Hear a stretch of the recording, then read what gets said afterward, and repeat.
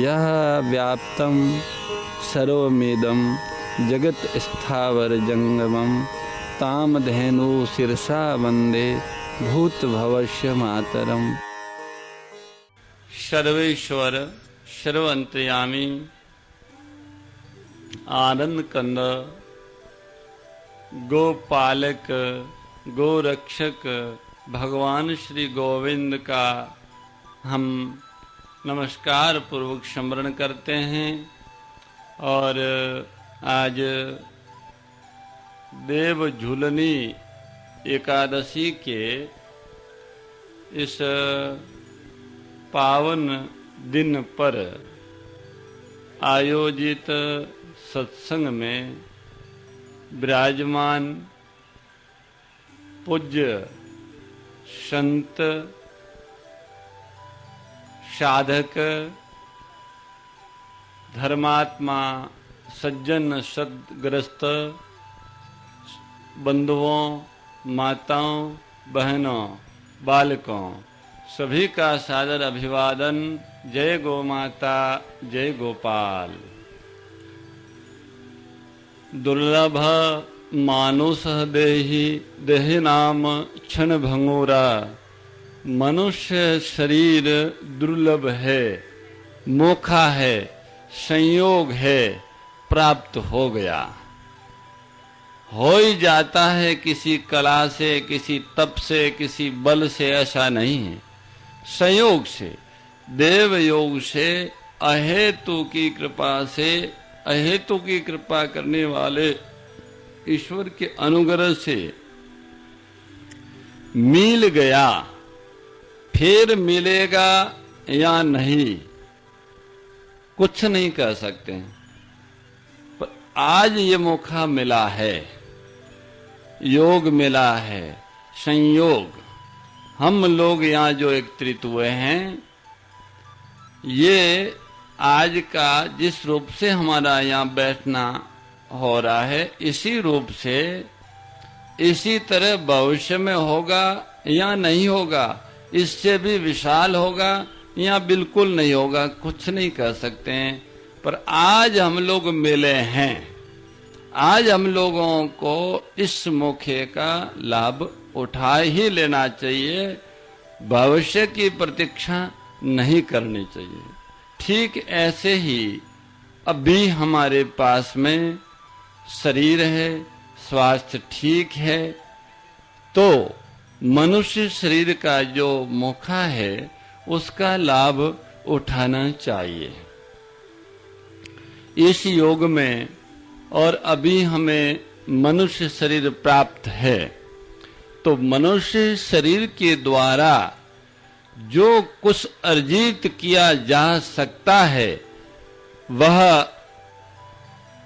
मनुष्य शरीर मिलने के बाद मनुष्य शरीर के द्वारा जो अर्जित किया जाता है, जो प्राप्त किया जाता है, मानव पुरुषार्थ से जो मिल सकता है, वह पुरुषार्थ, वह मेहनत पूरी की पूरी संपूर्ण शक्ति लगाकर अभी इसी जन्म में हमको करनी चाहिए। अन्यथा मौका हाथ में से चला जाता है। मनुष्य शरीर के द्वारा क्या प्राप्त किया जा सकता है, क्या प्राप्त करना चाहिए, क्या प्राप्त करने के लिए मनुष्य शरीर हमें मिला है। मानव शरीर की प्राप्ति का मुख्य ध्येय क्या था। जैसे आज यहाँ आने का मुख्य लक्ष्य क्या है, तो बोले सत्संग प्रवचन सुनना। ऐसे ही मनुष्य शरीर धारण करके हम पृथ्वी पर आए, तो हमारा मुख्य लक्ष्य क्या है। सत्संग सुनने प्रवचन सुनने के लक्ष्य से यहाँ आए हैं, तो उधर देखेंगे, प्रसाद पाएंगे, पानी पिएंगे, मिलने वालों से मिलेंगे, ये बातें तो सब होगी ही होगी, पर मुख्य लक्ष्य सत्संग ही है। ऐसे ही मानव शरीर धारण करके हम पृथ्वी पर आए, अथवा हमारे परम हितैषी परमात्मा ने अयोत्तो की कृपा करके मानव शरीर दे दिया, मानव शरीर देकर हमें भेजा। तो अब इस मानव शरीर रूपी साधन से, जो दुर्लभ साधन है, दुर्लभ कहा गया, अत्यंत दुर्लभ, देवताओं को भी दुर्लभ, और इतना दुर्लभ होते हुए भी क्षण भंगुर है। दूसरी बात का भी ध्यान रखना होगा, दुर्लभ तो है ये, पर क्षण भंगुर, एक क्षण में भी नष्ट हो सकता है। कच्ची मिट्टी से बना है, एकदम कच्चा मटका है। ऐसा कच्चा मटका और देव दुर्लभ यह जो शरीर है, इसकी महानता कौन सी बात में है? किस लिए इनको इतना दुर्लभ माना है? शरीर तो बहुत सारे थे, मानव शरीर की दुर्लभता का क्या कारण हो सकता है? ये बात अनेक बार अनेक तरह से कही गई पिछले 2 महीनों में कि मनुष्य शरीर का लक्ष्य दुखों का अंत करना, अमरता की प्राप्ति करनी, निरसता को समाप्त करके रक्षा अनुभूति करनी, अज्ञान अंधकार से निकलकर परम प्रकाश में प्रवेश करना, ये मनुष्य शरीर का लक्ष्य है। मनुष्य शरीर धारी आत्मा के लक्ष्य की अगर छोटे संक्षेप में परिभाषा करने जाए तो यही हो सकता है, जैसा शास्त्र संत और उस मार्ग के, उस पथ के पथिक बताते हैं, उसके अनुसार हम सभी मानव तनधारी आत्माएं जीवन में सब कुछ जानना चाहते हैं, सब कुछ पाना चाहते हैं। ये जो सब कुछ जानना, सब कुछ पाना और सब कुछ करना, सब कुछ करना क्या होगा, सब कुछ पाना क्या होगा, सब कुछ जानना क्या होगा? कोई व्यक्ति संसार के सारे पदार्थों को प्राप्त कर ही नहीं सकता है, सबके सब, और कोई व्यक्ति संसार के सारे मर्मों को, रहस्यों को जान ही नहीं सकता है। कोई व्यक्ति संसार को अपने चाहे अनुसार बदल ही नहीं सकता है। तो क्या करना, क्या पाना और क्या जानना?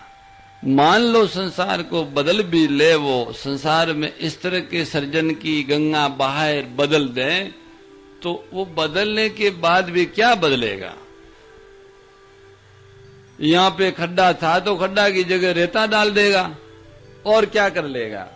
और जहां पे समतल था वहां खड्डा कर देगा, मकान बना देगा, सड़क बना देगा, और भी इस तरह के बाग बगीचे बना देगा। ये सब करने के बाद भी मनुष्य का करना पूरा नहीं होगा। करने की मांग, करने की भूख, करने का वेग मिटेगा नहीं, मिटा ही नहीं किसी का आज तक। दूसरा, मान लो संसार के सब पदार्थ मिल नहीं सकते, पर मिल भी जाए तो भी तृप्ति तो होगी नहीं। पूरे संसार की जितनी सामग्री है वो सब की सब एक व्यक्ति को मिल जाए तो भी व्यक्ति के अंदर जो पाने की भूख है वो मीट नहीं सकती, मिटी ही नहीं किसी की, और मिटनी संभव भी नहीं, क्योंकि भूख किसी और की है और मिटाना चाहते हैं किसी और से, संभव ही नहीं। सब कुछ जाना भी नहीं जा सकता, और मान लो सब कुछ जान लेगा ये, तो जानने में आने वाली चीज इसके खुद के जानने वाले के अंतर्गत होगी। उससे बाहर है, उसको कैसे जानेगा? खुद अपने से ही पार है।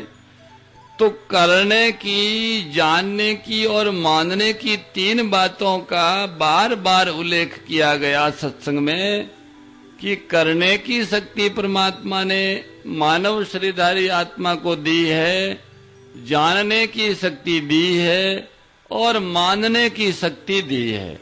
तीन शक्तियों दी है। करने की शक्ति से क्या करना है? बोले सेवा।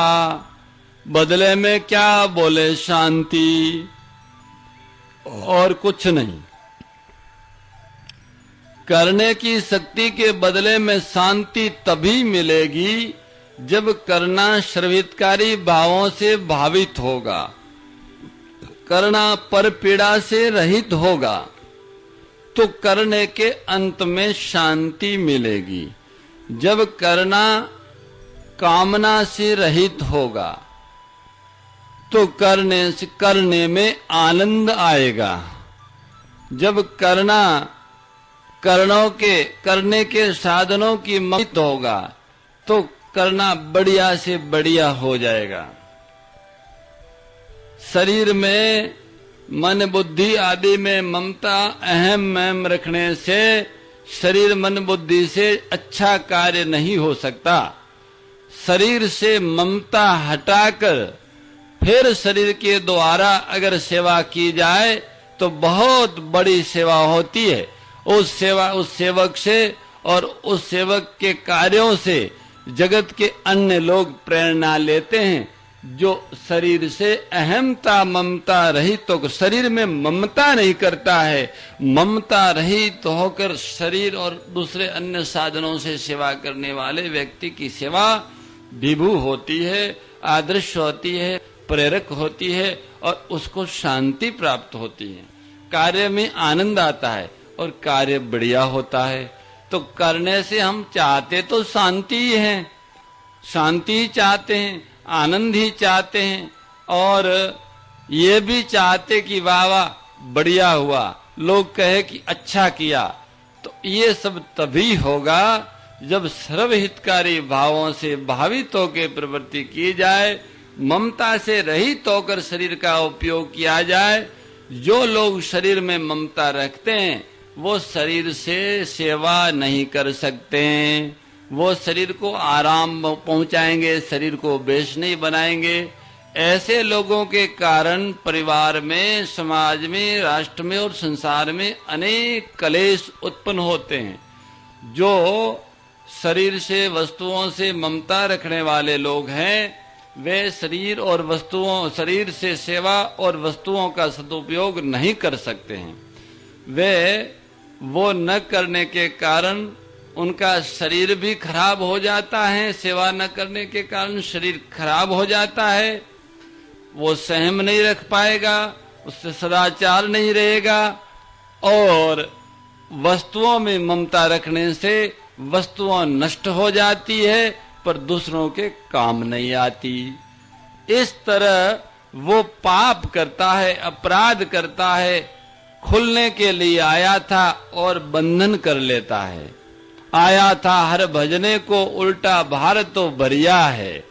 आए तो थे बोझ को उतारने और अपने कर्मों से नया बोझ लाद लेता है। मनुष्य शरीर कर्मों के बंधनों से मुक्त होने के लिए मिला है। अनादिकाल से आत्मा ने अनेक शरीर के माध्यम से अनेक प्रकार के कर्म किए और पहले कभी मानव शरीर प्राप्त किया, उसमें भी और अन्य शरीरों में भी नाना प्रकार के कर्म हुए। मानव शरीर में किए गए कर्मों के फलों को भोगना पड़ता है, उससे प्रारब्ध बनता है। पर अन्य शरीरों के द्वारा भी जो आचरण कर्म होते हैं उनका भी संस्कार उसके चित्त पर पड़ता है। इसलिए जो अन्य योनियों में से मनुष्य योनि में आत्मा आती है, अगर कोई सजग आदमी हो तो उसको प्रत्यक्ष दिख जाएगा कि ये कुत्ते में से आया है, कि बिल्ली में से आया है, कि ऊंट में से आया है, घोड़े में से आया है, कि बैल में से आया है। पिछले योनि का संस्कार कुछ इस जन्म में भी उसके आचरण व्यवहार में दिखता है। उसके संस्कार पड़ते हैं। दूसरी योनियों के शरीरों के द्वारा किए गए कर्मों से कोई नए पाप उनके फल नहीं बनते, पर उसके चित्त पर संस्कार अवश्य पड़ते हैं।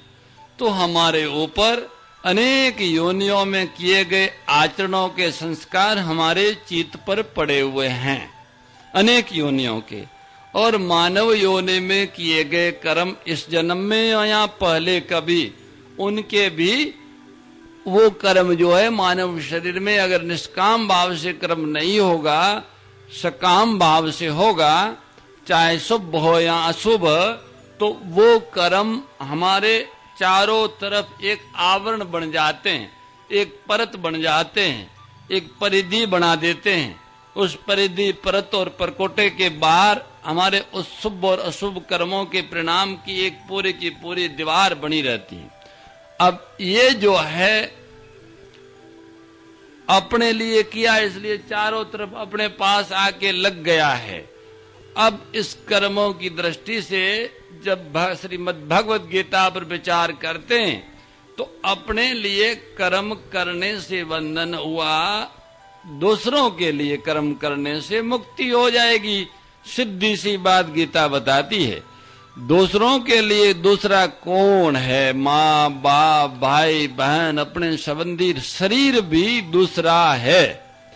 शरीर को भी अपना मानना अथवा मैं मानना या मेरा मानना भूल है। शरीर को मेरा मानकर शरीर के द्वारा सेवा नहीं हो सकती, कर्म हो सकता है। वस्तुओं को मेरी मानकर वस्तुओं के द्वारा सेवा नहीं हो सकती, कर्म हो सकता है, व्यापार हो सकता है। तो भाई शरीर भी मेरा नहीं है, वस्तुओं भी मेरी नहीं है, यहीं से मुझे प्राप्त हुई है और जिनसे प्राप्त हुई है उन्हीं के काम में उनको वापस लगाने से ही मैं ऋण से मुक्त होऊंगा। धर्म शास्त्रों में आता है कि मानव शरीरधारी आत्मा अपनी जननी को शरीर की चमड़ी उतार के जूती बनाकर पहनाए तो भी जन्म देने वाली माँ का ऋण नहीं उतरता। इस जन्म में जन्म देने वाली माँ 9 महीना गर्भ में रखती हैं।